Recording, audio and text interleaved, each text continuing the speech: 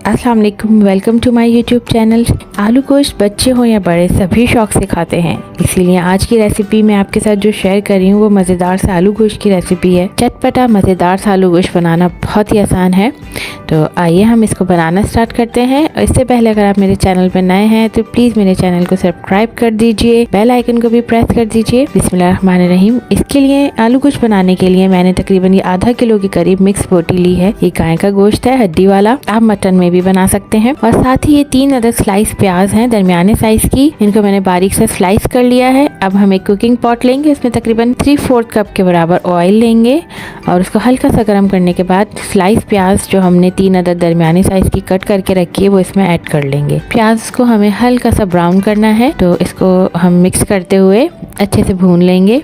ये देखें, ये हल्का सा ब्राउन होना स्टार्ट हो गया है। इस स्टेज पे हम इसके अंदर जो हमने गोश्त लिया है वो ऐड करेंगे। अब गोश्त के साथ भी हम प्याज को अच्छे से भूनेंगे, तकरीबन 5 से 6 मिनट तक हम इसे अच्छे से भून लेंगे। जैसे ही गोश्त का कलर जो है वो चेंज होना स्टार्ट हो जाएगा तो हम इसमें 1 टेबल स्पून भर के अदरक लहसुन का पेस्ट ऐड कर लेंगे। अब हमें अदरक लहसुन के साथ भी गोश्त और प्याज को अच्छे से भूनना है ताकि अच्छी सी खुशबू आने लगे। तकरीबन 5 से 6 मिनट में ये अच्छे से भून जाएगा। उसके साथ ही हम इसमें तकरीबन 1 टेबल स्पून भर के धनिया पाउडर ऐड करेंगे, 1 टीस्पून के बराबर पिसी हुई लाल मिर्च। आप मिर्च अपने टेस्ट के हिसाब से एडजस्ट कर सकते हैं। 1/2 टीस्पून कुटी हुई लाल मिर्च, 1/2 टीस्पून हल्दी, थोड़ा सा नमक भी आप अपने हिसाब से एडजस्ट कर सकते हैं, और 1/2 टीस्पून के बराबर ये पिसा हुआ जीरा है। और एक बड़े साइज का टमाटर जिसको बारीक बारीक से चॉप कर लेंगे, और 1 हरी मिर्च, इसको भी अच्छे से चॉप करके हम इसमें शामिल कर लेंगे। हम इसमें टोटल 2 टमाटर ऐड करेंगे, एक इस वक्त और एक मसाला भुनने के बाद। अब हम इसको अच्छे से मिक्स करेंगे, अच्छे से मसाला भूनेंगे। ये देखें, इस मसाले का कलर चेंज हो गया है, तमाम मसाला अच्छे से मिक्स हो गया है, टमाटर और प्याज भी हल्का हल्का नरम होना स्टार्ट हो गया है। अब हमें गोश्त गलने के लिए रखना है। अब तकरीबन 2 से 2.5 गिलास के करीब पानी ऐड कर देंगे ताकि गोश्त गले, और गोश्त तकरीबन 80% तक हमें गलाना है, मुकम्मल नहीं गलाना है क्योंकि बाकी आलू के साथ गलेगा। अब हम इसको कवर करके रख देंगे 20 मिनट्स के लिए ताकि गोश्त तकरीबन 80% तक गल जाए। अब इसको कवर कर देंगे और मीडियम लो फ्लेम पे पकने के लिए रख देंगे। 10 मिनट्स के बाद हम चेक करेंगे तो ये, और इसको चलाएंगे ताकि अंदाज़ा रहे कि पानी खुश्क ना हो जाए। अब ये देखें, आहिस्ता आहिस्ता पानी ड्राई होना स्टार्ट हो गया है, गोश्त भी गल रहा है और प्याज टमाटर भी गलने लगे हैं। तो दोबारा कवर कर देंगे। तकरीबन 20 मिनट के बाद ये देखें, गोश्त अच्छे से तकरीबन गल चुका है और मसाले वगैरह भी अच्छे से भुन गए हैं। थोड़ा सा पानी है तो अब हम इसको तेज़ आंच करके भूनेंगे, अच्छे से इसको भूनेंगे 6 से 7 मिनट तक तेज़ आंच करके। तो देखें, ऑयल भी सेपरेट होना स्टार्ट हो गया है, ये अच्छे से भुन गया है। अब हम इसमें तकरीबन जो 1 टमाटर हमने रोका था वो कट करके ऐड करेंगे बारीक बारीक सा, और 1 से 2 हरी मिर्चें भी बारीक बारीक सी कट करके इसमें शामिल कर देंगे। इसको भी अच्छे से भूनेंगे और साथ ही हम इसमें तकरीबन आधा कप के बराबर अच्छी तरह फेंटा हुआ दही वो ऐड करेंगे। अच्छा, टमाटर आपकी मर्ज़ी है, ऐड करना चाहें तो उसी वक्त ऐड कर लें जब हमने पहले किया था, मगर इससे थोड़ा अच्छा सा टेस्ट आ जाता है, कलर भी एकदम से खिल जाता है, अच्छा सा हो जाता है। तो मैं इसी वक्त डालती हूँ। और 1/2 टीस्पून के बराबर पिसा हुआ गरम मसाला ऐड करेंगे। अब इन तीनों चीज़ों को अच्छे से मिक्स करेंगे और भूनेंगे।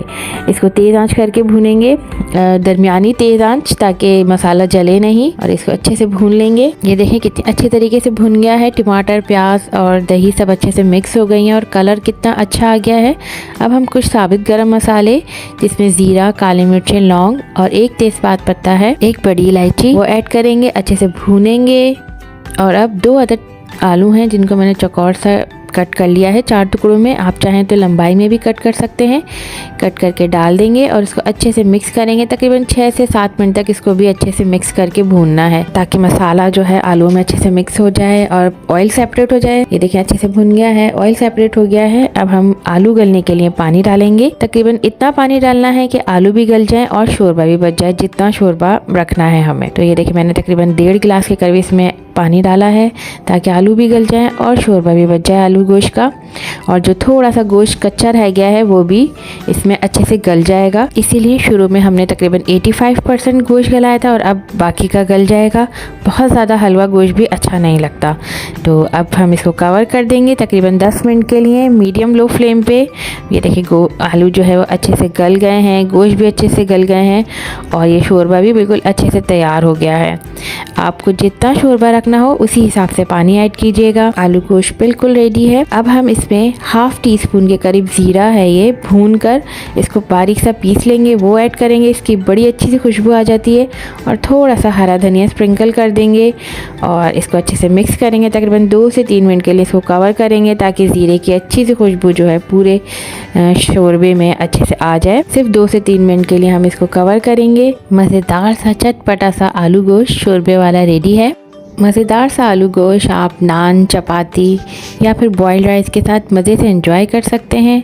अपने प्यारों के लिए प्यार और मोहब्बत से बना हर खाना बहुत मज़ेदार बनता है। तो आप मेरी रेसिपी ज़रूर ट्राई कीजिएगा और मुझे ज़रूर बताइएगा कि आपको ये रेसिपी कैसी लगी। अगर मेरी रेसिपीज़ आपको पसंद आती हैं तो प्लीज़ कमेंट में ज़रूर बताइएगा। लाइक एंड शेयर कीजिएगा अपने फ्रेंड्स एंड फैमिली के साथ। अल्लाह हाफ़िज़।